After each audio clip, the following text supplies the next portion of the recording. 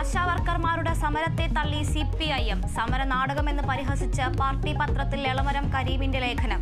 ആശാവർക്കർമാരെ തെറ്റിദ്ധരിപ്പിച്ച് സമരം സംഘടിപ്പിക്കുന്നത് അരാജക സംഘടനകളെന്നും CITU general secretary. ആശാവർക്കർമാരുടെ സമരം 15ാം ദിവസം.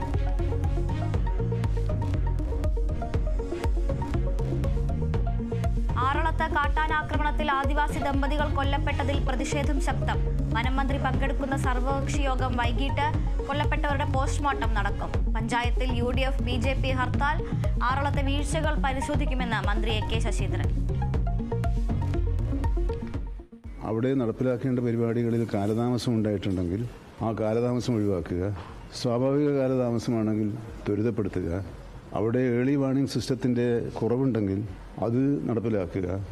ഈ തുടങ്ങിയ കാര്യങ്ങളാണ് നമുക്കവിടെ അടിയന്തരമായി ചെയ്യാനുള്ളത്.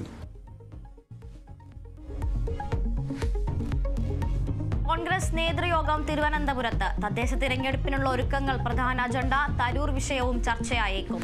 പ്രശ്നം ഹൈക്കമാൻഡ് പരിഹരിക്കുമെന്ന പ്രതീക്ഷയിൽ സംസ്ഥാന നേതൃത്വം.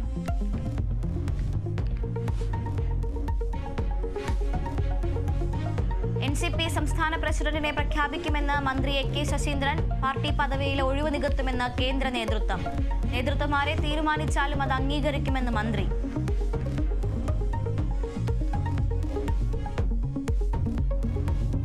ഫ്രാൻസിസ് മാർപ്പാപ്പയുടെ നില ഗുരുതരമായി തുടരുന്നു. ശ്വാസതടസ്സം കാരണം ഓക്സിജൻ നൽകുന്നുണ്ടെന്ന് വത്തിക്കാൻ. രോഗം വൃക്കകളുടെ പ്രവർത്തനത്തെ നേരിയ രീതിയിൽ ബാധിച്ചു. ആശുപത്രി മുറിയിൽ മാർപ്പാപ്പ പ്രാർത്ഥനയിൽ പങ്കെടുത്തുവെന്നും വത്തിക്കാൻ.